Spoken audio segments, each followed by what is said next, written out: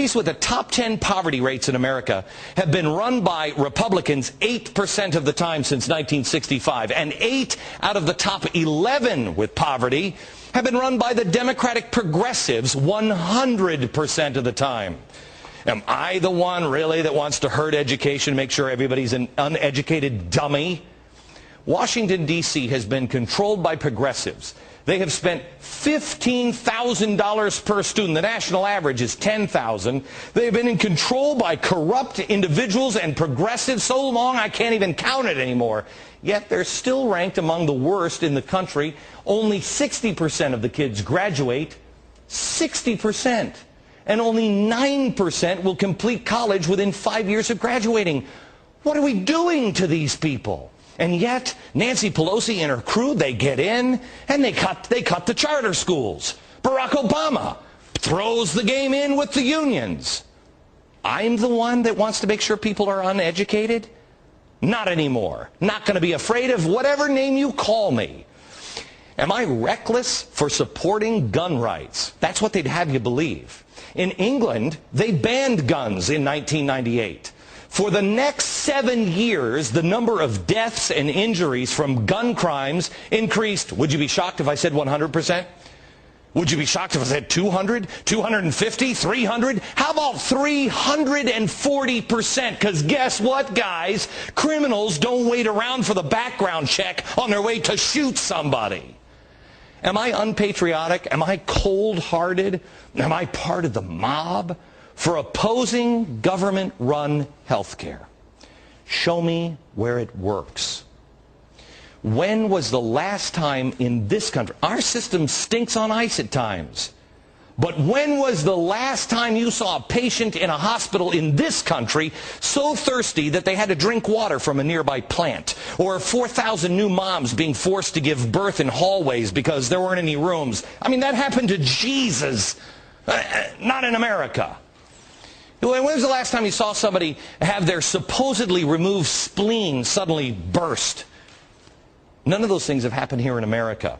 But all of those things have happened in the UK, where they have that sweet government health care. And Canada's on the verge of bankruptcy with theirs. The argument isn't about the facts anymore. The shouters on both sides, they're wrong. Instead of admitting it, they just call you a hate monger. They try to shame you into silence. Well, you know what? Game's over. This is too important. You can call me whatever you want. I'm going to stick to the facts. We need to screw our courage to the sticking place and without fear force these weasels to face the tough questions no matter what name you're called, no matter what threat you face, because the truth shall set you free. Sure, if you disagree with man-made global warming, the radicals are going to come out and they're going to attack you. They're going to call you a flat earth believing, Holocaust-denying, selfish jerk who would rather drive in the SUV than save the planet from certain doom. But you know what?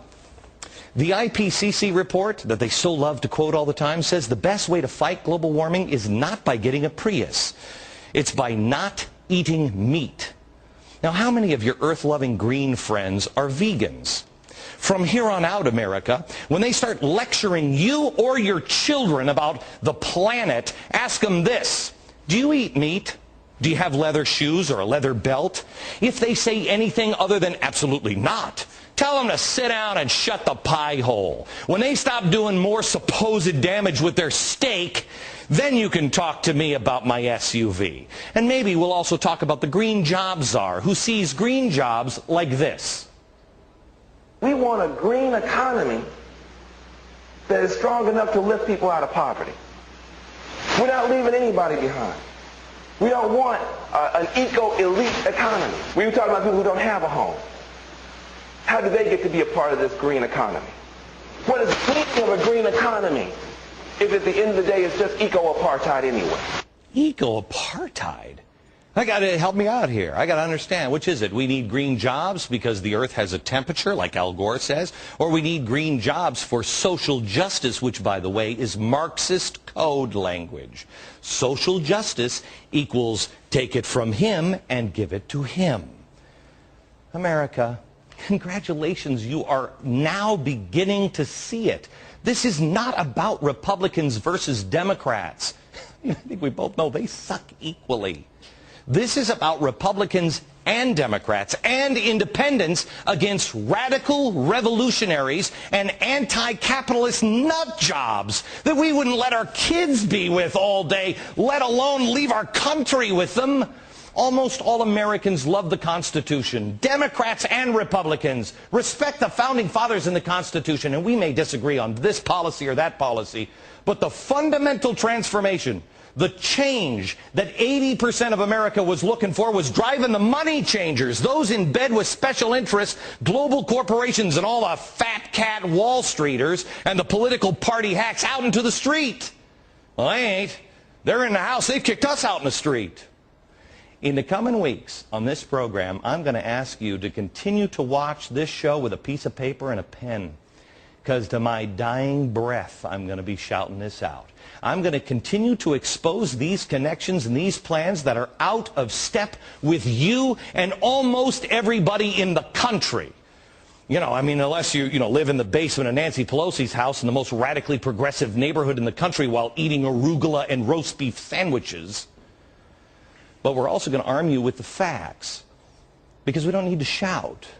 It's time to be unafraid. Don't be afraid anymore. Stop fearing the name calling, because sticks and stones may break my bones, but names will never hurt me. And just so you know, for those of you who are working for this revolution, watching me now in the White House, because I know you are. I see you. SCIU, you've got the TV on, Acorn, AmeriCorps, while you're there. I'm just ironing my uniform, getting ready to do his will. Next time, you know what? You should go back and listen to the White Album. You know, listen to the song co-written by your progressive friend John Lennon, who got it. Even during the peak of the 1960s dope-smoking radicalism, even the Beatles understood. Listen to it all, especially towards the end. You say you want a revolution. Well, you know, we all want to change the world. You say you'll change the Constitution. Well, you know, we all want to change your head. You tell me it's the institution. Well, you know, you better free your mind instead. But if you go around carrying your pictures of Chairman Mao, you ain't going to make it with anyone anyhow. And you know what? It's going to be all right.